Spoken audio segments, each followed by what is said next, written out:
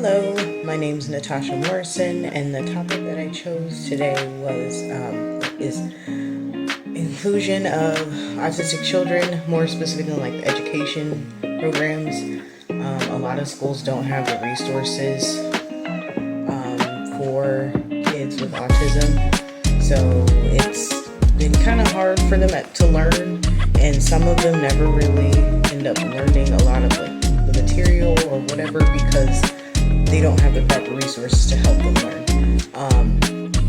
I personally am biased to this topic because of my daughter. She was diagnosed at the age of 4, and we've been working with her, and also we have a school that has a lot of resources to provide the proper environment for her, and they have tons of resources. That's why we live in the area that we live in.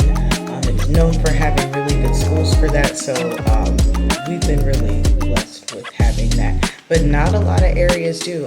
The state that I'm originally from is Michigan, and they don't have the proper resources. My cousin, her son is on the spectrum, and she literally has to pull her son out of school and take him to occupational and speech therapy because they don't provide proper services there at the school. So it depends on where you are. Also, it depends on people's insurance. A lot of insurances don't cover a lot of stuff, which is an issue as well. But more specifically, we're going to talk more about an education system.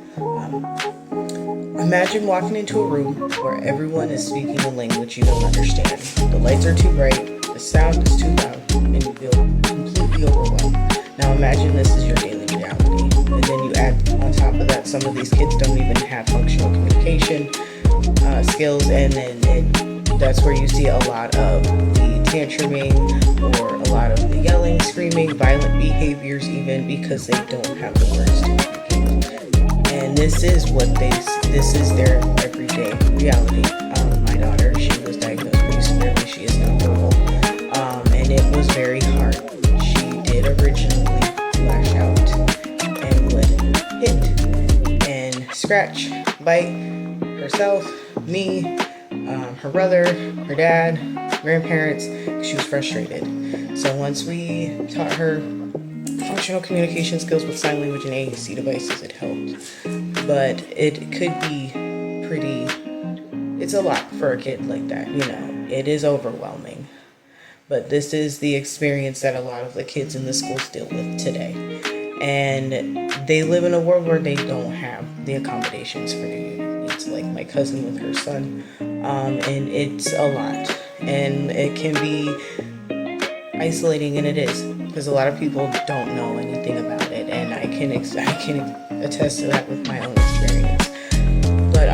But that's what we're going to talk about, why inclusion and equality for autistic children are not just nice ideas. This is why they're essential. According to the CDC, approximately 1 in 36 children in the United States are diagnosed with autism. That's millions of children who see and experience the world differently. That is a lot. Despite these numbers, our education system often lacks the proper resources for these children. Inclusive education means more than just placing autistic children in general classrooms. It's about ensuring that they have the tools, resources, and support they need to thrive. When we fail to provide this, we're not just failing the children, we're failing our entire society. Research shows that inclusive education benefits all students, not just those with autism, and classrooms where diversity is embraced and accommodations are made. Students learn to appreciate differences, develop empathy, and are better prepared for a world that is inherently diverse. The school that my kids go to, they are really big on teaching kids that some kids learn differently. When my daughter first started kindergarten at that school, I remember she was meeting her classmates, and when they found out that she was nonverbal, it was just like, oh, she just communicates differently. And it was just so nice to see that this school was teaching this to kids because, autism doesn't change who my daughter is. It's just a part of her life, and she shouldn't be judged because of it. We shouldn't be judged as parents. And it was nice that the kids were taught, because back when I was going to school, there was a lot of bullying because they didn't have the proper resources. Teachers weren't even properly trained.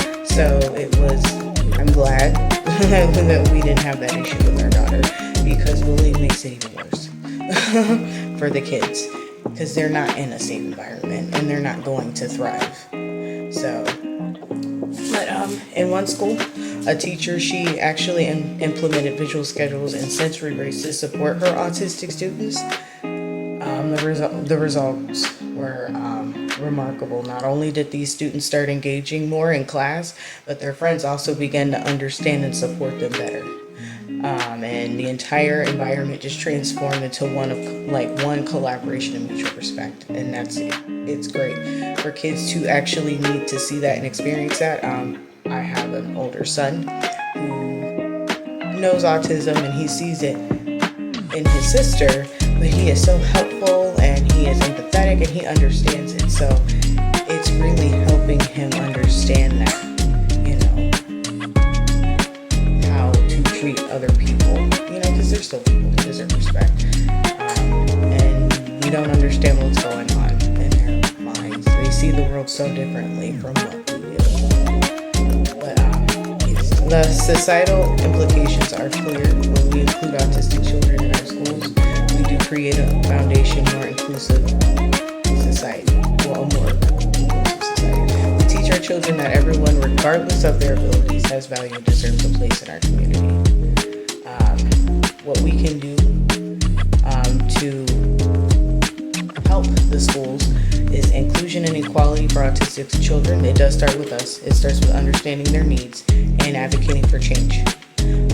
First thing we can do as teachers, seek out training on autism and inclusive teaching practices, and advocate for those resources and proper training. It is very important. As in RBT and training, I'm going through so much training just so I can be able to help with these kids and work with them, because there's a lot to it. There's a lot. So that is very important. And as parents, we can collaborate with educators to ensure your child's needs are met, and be an advocate in your community. I help other parents all the time with resources, because I know it's not easy. It is a lot when you hear those words and you get that diagnosis. You can be that light for another family who's struggling to find proper resources, or what they can do, or where even to start. And the last thing is, as a community, support policies and initiatives that promote inclusive and educate others about the importance of diversities in our schools.